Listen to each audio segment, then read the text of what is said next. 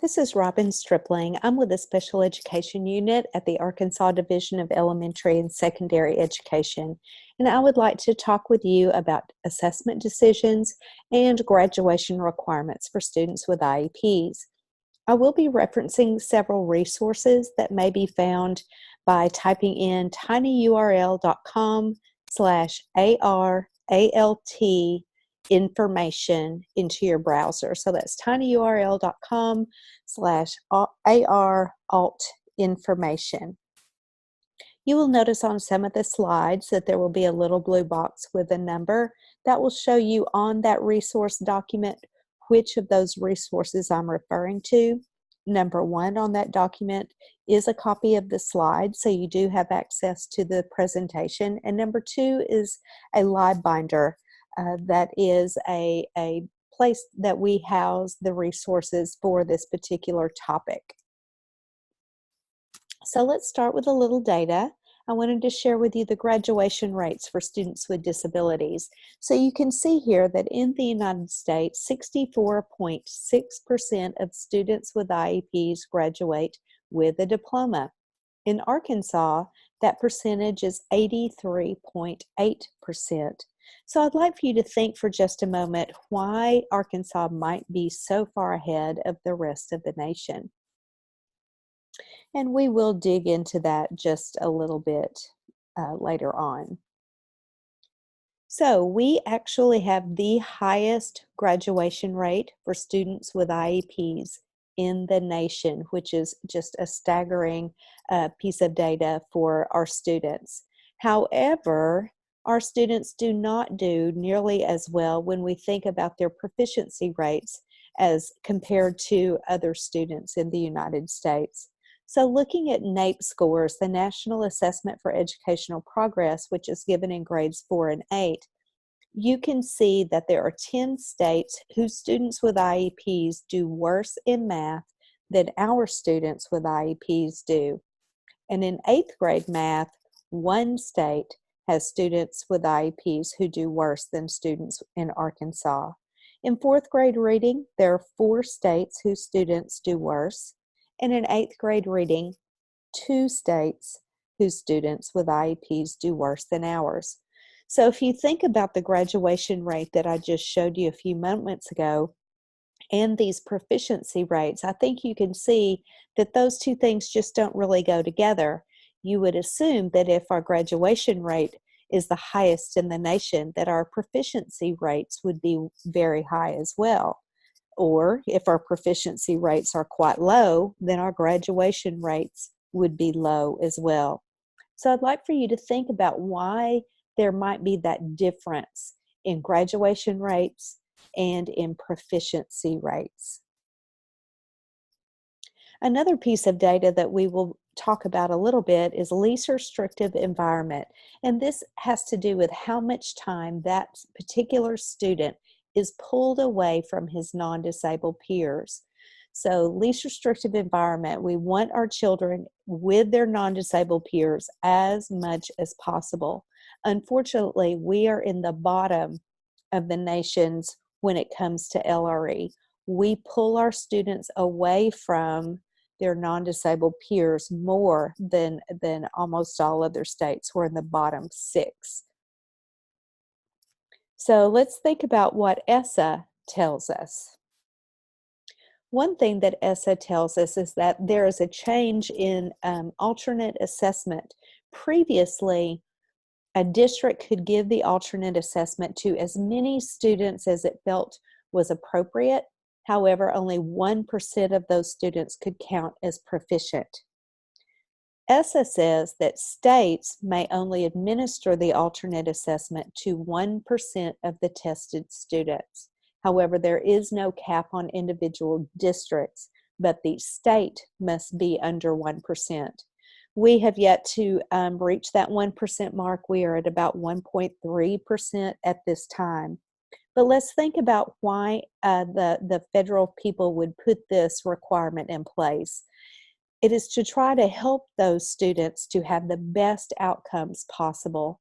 I think we would all agree that when it is determined that a student will participate in the alternate assessment, the expectations for that student are lowered. That student is tested on essential elements, the DLM essential elements, which are less complex than our grade level standards.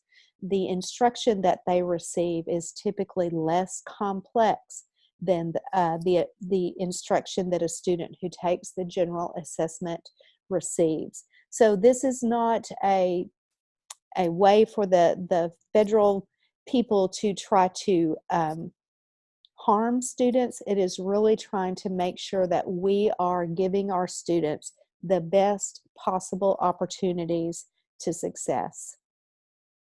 Another change that ESSA allowed is regarding diplomas.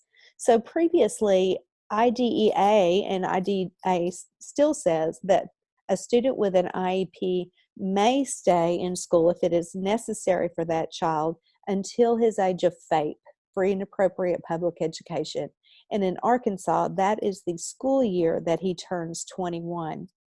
Previously, if a student stayed through his FAPE age, that school district was not able to count that child as a graduate. He was counted as a dropout. But with ESSA, states may develop an alternate diploma, and students who are working toward that alternate diploma may stay through the end of their FAPE period and be counted as graduates. So this is good news. States no longer have to count them as a dropout if they stay. That alternate diploma, according to ESSA, is only for students with the most significant cognitive disabilities. And I'd like you to notice that the word diploma is in italics, because ESSA talks about this alternate diploma, and we called together a task force to determine whether or not we should develop an alternate diploma.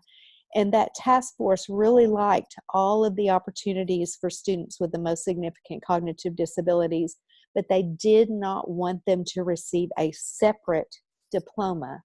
Our work group wanted to develop this, but have a separate pathway to one Arkansas diploma.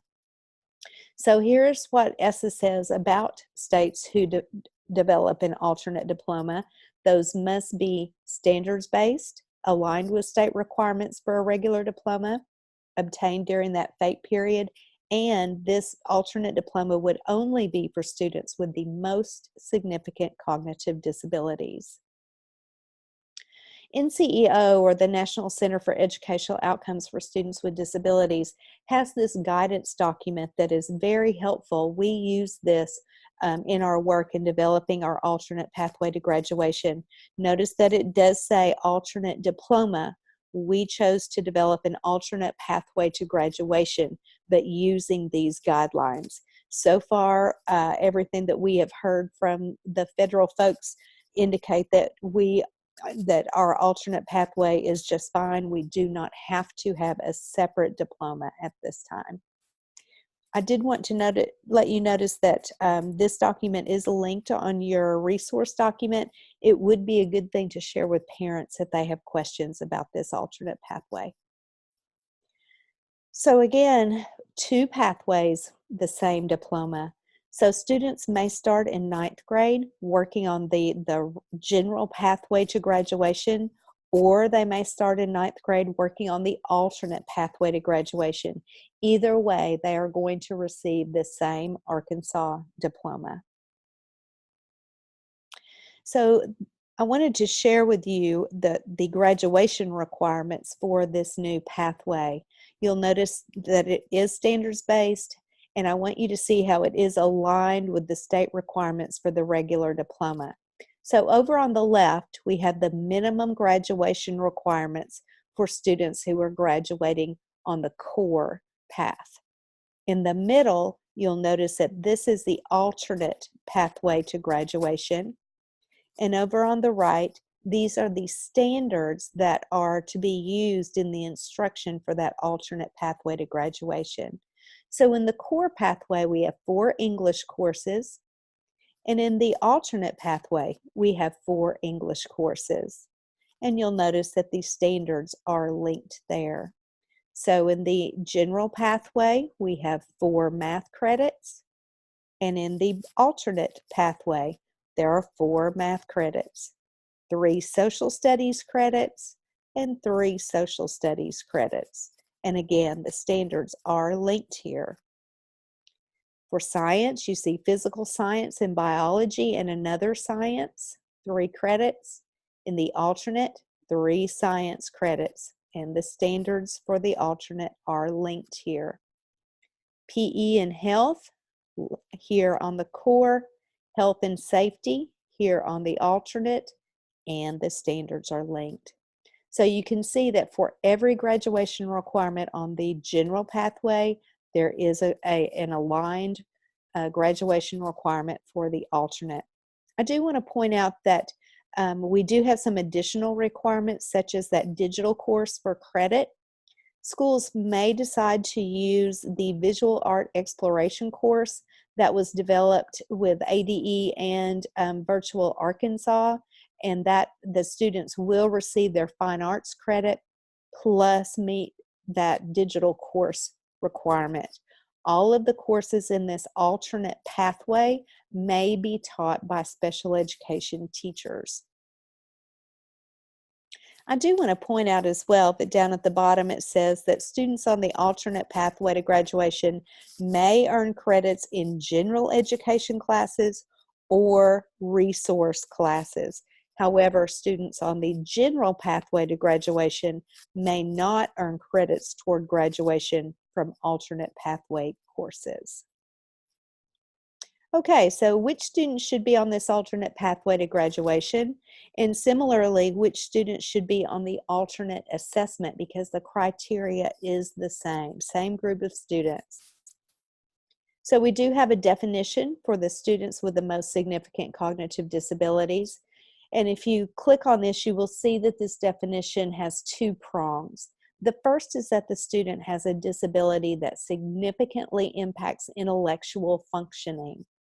The second prong is that the student has a significant disability in the area of adaptive behavior. And it states there that adaptive behavior are those skills that a person needs to live independently. So let's look a little more closely at that. Before we do, let's think about what Idaho has done with their participation criteria. Idaho and several other states were having trouble getting below that 1% requirement from the federal government. And so they and other states are making their criteria documents more specific. And Idaho states in their participation criteria that the alternate assessment there is for students who typically have an IQ of 55 or below. And we're finding that many states are adding that specific criteria in their documents. So let's talk a little bit more about adaptive behavior versus maladaptive behavior. I mentioned that adaptive behaviors are those skills that we need to live independently.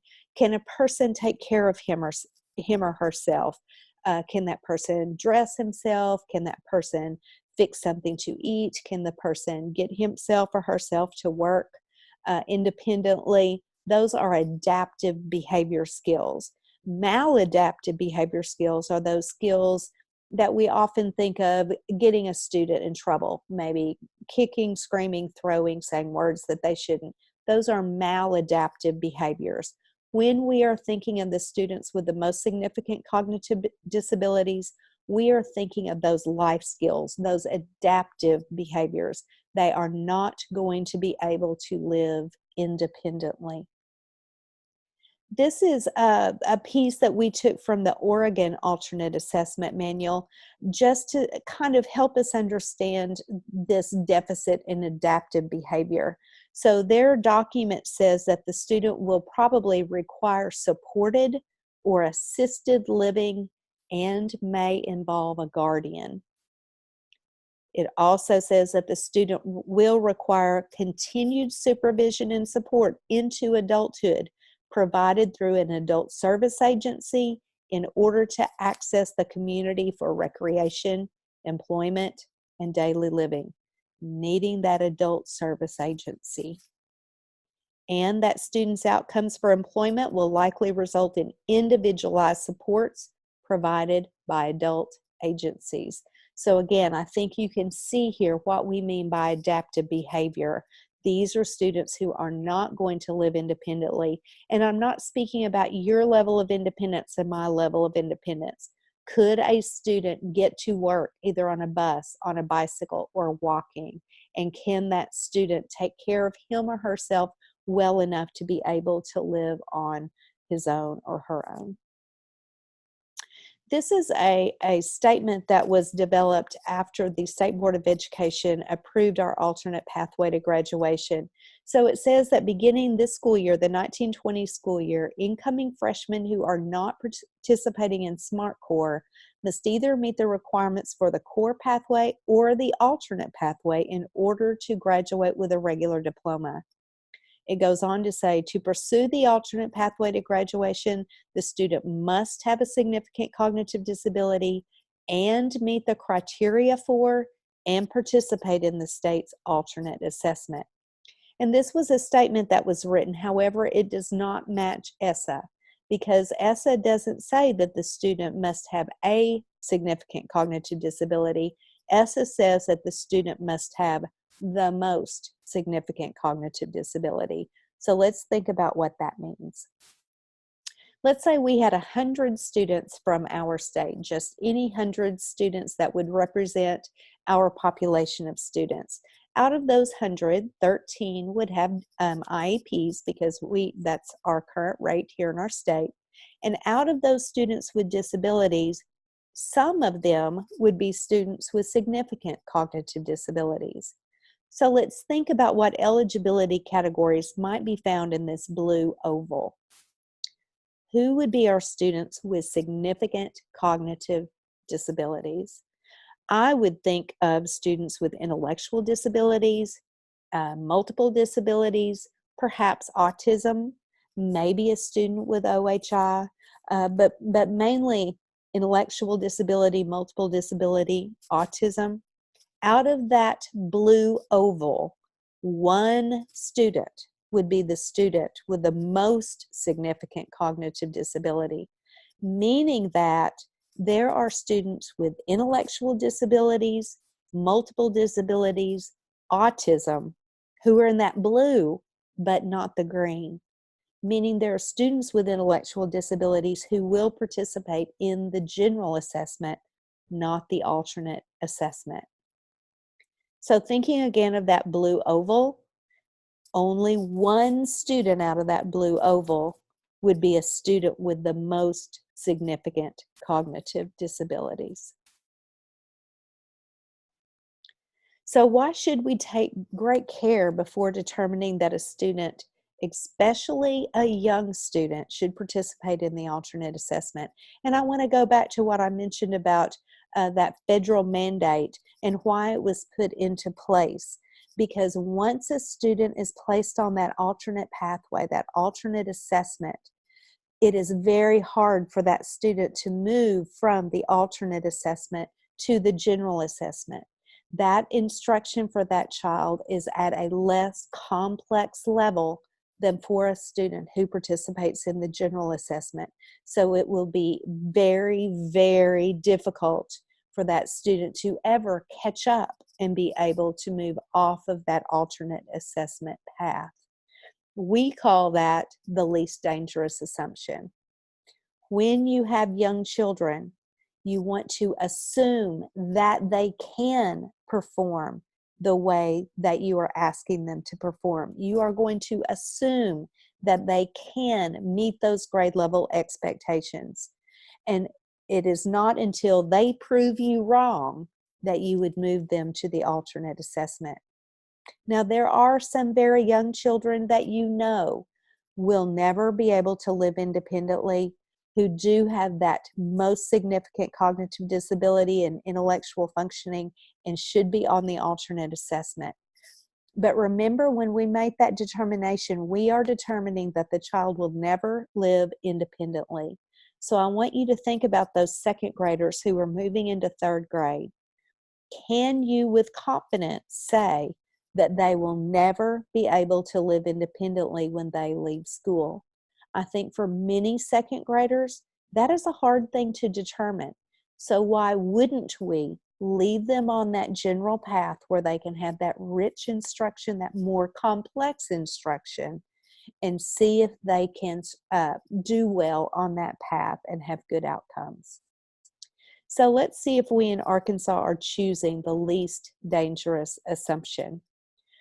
This past year, 2019, our 10th graders, of our 10th graders, 1.36% participated in the alternate.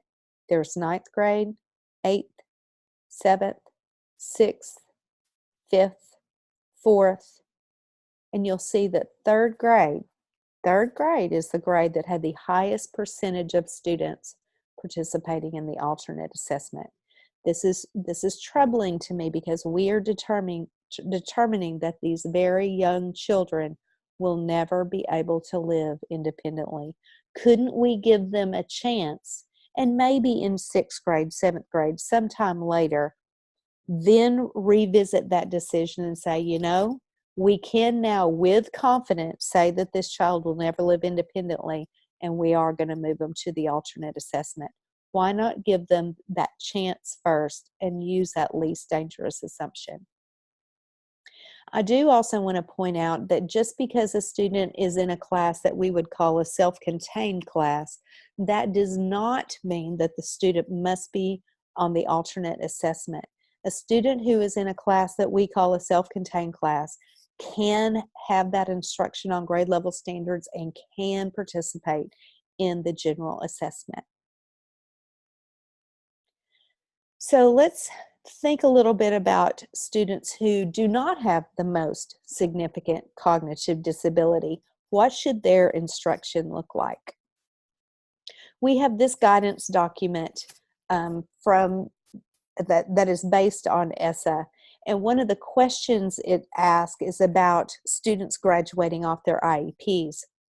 And I will tell you that before 2018, in the Arkansas Standards for Accreditation, there was a statement that said for a student with an IEP, that IEP may serve as his graduation plan.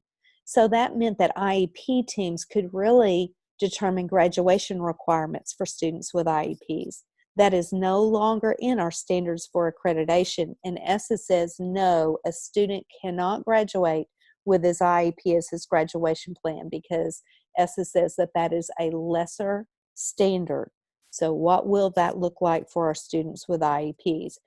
I will tell you that any of the changes that we are discussing are only in effect this current school year, the 2019-20 school year for 9th graders. Next year, that will be in place for 9th and 10th graders. For those older students, they should graduate however they have in the past. In your district, we couldn't throw a change in on them because that wouldn't be fair to jerk graduation out from under a student because we had new requirements in place. All right, so let's think of students who are receiving their core instruction in a special education pull-out setting. So if we're thinking about high school, does your high school have a resource math class or a special education math class that is aligned with Algebra 1 standards? Because Algebra 1 is a graduation requirement. So if students are not receiving instruction on those Algebra 1 standards, should they really receive a diploma? And I would say no, because they're not meeting the graduation requirements.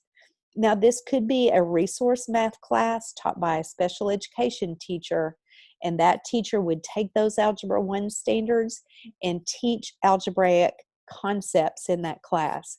It may even be that they would take those Algebra 1 standards and break them over 2 years, kind of like an Algebra A and Algebra B class, and spread that out and teach those concepts over 2 years. That would be fine too. The student would meet the Algebra 1 requirement, plus that student would be earning 2 credits in math.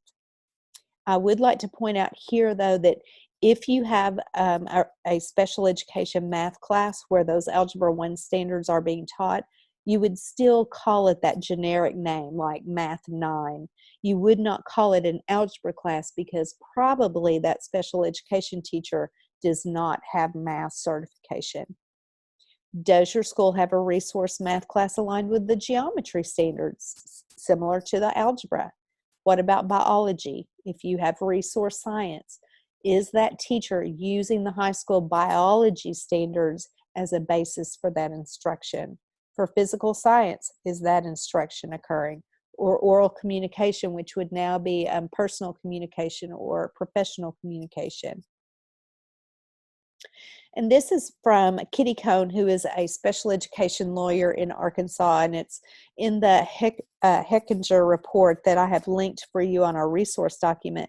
For many children with disabilities, they're capable of far more than their schools give them credit for.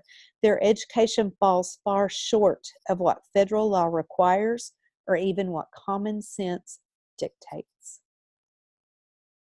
So I do want to let you know that there may be changes in the future based on students receiving a diploma on the core pathway. We do understand that the federal folks are probably curious why we have the highest graduation rate for students with IEPs, but one of the worst proficiency rates. So we're not sure what they will require of us. I know in Florida that a teacher who teaches a special education pull-out class for students who take the regular assessment must have that core content license. So let's say it's a resource math teacher in Florida, that teacher would have to have special education license plus math license. We are not there. We would have a lot of empty classrooms, but we do know that going forward there may be some changes that we are required to put in place. But at this time, what we are asking is that the instruction in those special education classrooms be aligned to grade level standards. And that should definitely begin in elementary, not just in high school. We have to get our kids ready for what's coming for them farther on down the road. So let's look again at those graduation requirements. Again, for the alternate assessment or the alternate pathway, ESSA says that that is only for students with the most significant cognitive disabilities. But what about the other students? The students who will be here on the general pathway, graduating on the core pathway. We do know that they need English. We do know that they have to have math, and it should be aligned. Algebra 1, geometry, yes. Social studies, those requirements are in place. Physical science, biology, and all of the additional requirements. In order for a student to graduate from the core pathway, that student should meet all of these graduation requirements. I do want to point out too that on the IEP, the course of study and the transition plan will need to align with the requirements for students on the alternate pathway. So when those teachers are developing, when the IEP teams are developing that course of study, be sure that those courses align with the alternate pathway. So this is kind of a difficult thing to think about here. Let's say in your school you have some ninth graders right now who are on this general pathway to graduation. One of these ninth graders finishes his ninth grade year with all of his ninth grade credits and then has an accident that will leave him with a traumatic brain injury that he will likely not recover from, possibly for the rest of his life. And his IEP team determines that he should move to the alternate pathway to graduation. All of those credits that he earned on the general pathway will transfer to the alternate pathway to graduation. However, let's say that there is a student at a school 30 miles down the road from you who is currently on the alternate pathway to graduation, and he finishes his ninth grade year earning those credits on the alternate pathway to graduation, and then he moves to your school. And very quickly, the IEP team determines that this is not a student who meets the criteria for the alternate pathway to graduation. Unfortunately, all of those credits that he earned as a ninth grader will not transfer to the general pathway to graduation. So what I would say here is that we must be very, very careful before we put students on this alternate pathway to graduation and make sure that they meet that criteria before placing them on that pathway. Excuse me. These are the course codes that should be used with the alternate pathway to graduation. We ask that you use those course codes and keep those names of those courses for these students. There's also a place on the demographics screen that should be marked for the alternate pathway. This is how this will be reported to the state. On the IEP, a field has been added that pertains to the alternate pathway to graduation. If the student is not going to be on this alternate pathway, the team could mark this box right here at the top. If it is a student with the most significant cognitive disability, it tells you which grades that this will be in place for. And then it says, it gives 3 options. One is that my child will participate in the alternate pathway to graduation, and the high school transcript will indicate this pathway. Courses on this alternate pathway will not transfer to the general pathway.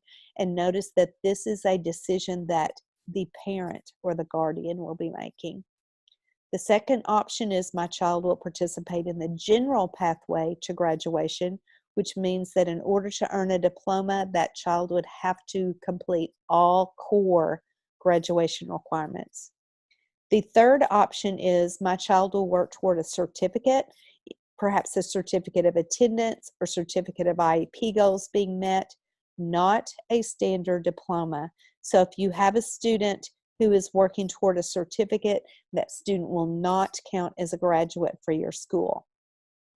Another important consideration is that the IEP team select a projected graduation year. Now, this may change as the student moves through high school, but you are projecting a graduation year because you will need to figure out that course of study and which courses will be taken each year for as long as that child is going to stay in school. There is a parent or guardian signature line here. I would be very hesitant to put a child on this alternate pathway to graduation without that parent signature. We do have a guidance document. It is on your resource document, Google Doc.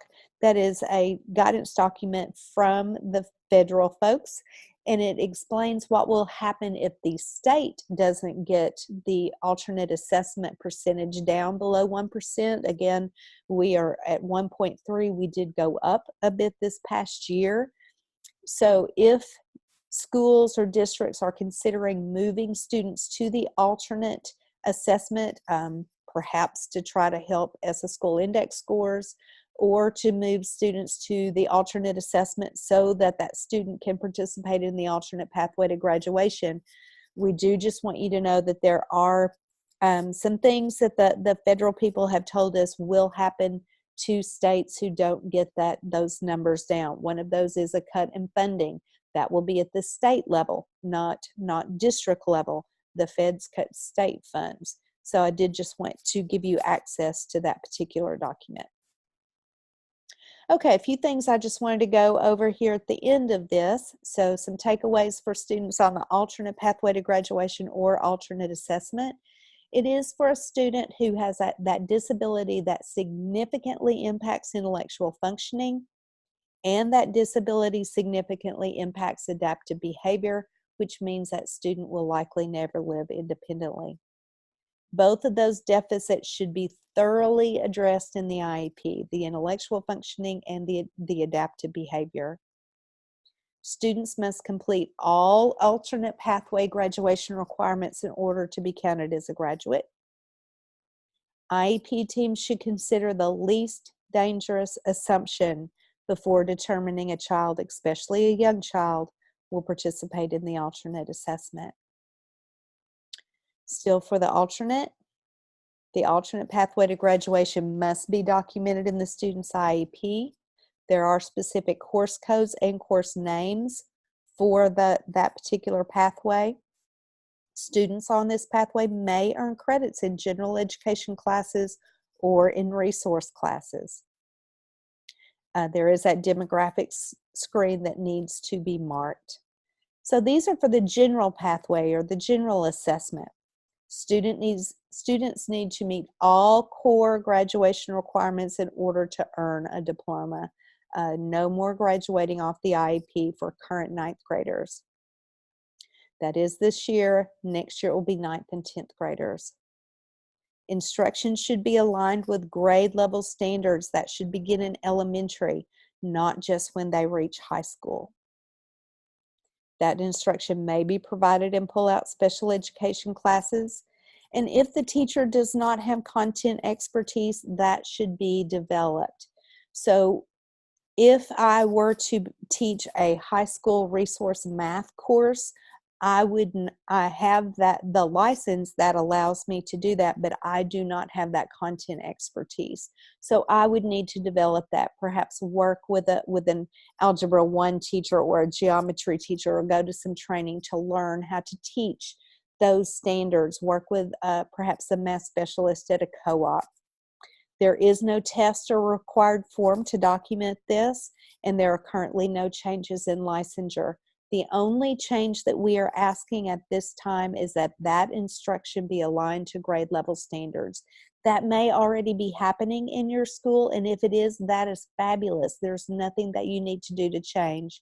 But if the instruction in special education classrooms is not aligned to grade level standards, then some changes do need to occur. My name is Robin Stripling, and you'll see my email address here. I work with Tabitha Riendo. Her email address is here. We will be more than happy to try to answer any question that you might have about assessment or about graduation pathways. And we hope that you found this helpful. And again, let us know if you have any questions.